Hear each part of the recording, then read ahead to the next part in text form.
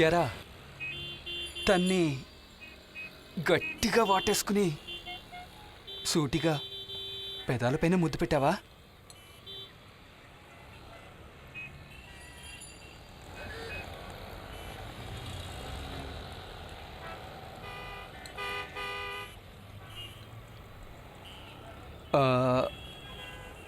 పెదాలపైనంటే కరెక్ట్గా పెదాలపైనేనా? అవునరా, కరెక్ట్గా పెదాలపైన. ఎన్నిసార్లు చెప్పాలి నీకు?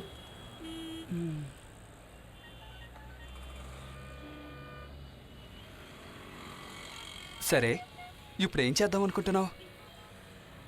ఎరా, ఇంతసేపు నా కథ అంతా విని ఏం చేయబోతున్నావు అని నన్నే అడుగుతున్నావు? అది కాదురా, ఆ ఏరియా అమ్మాయి అంటున్నావు కదా, అక్కడేరా కొంచెం భయంగా ఉంది. ఏవైనా జరగచ్చు. ఏమైనా అంటే?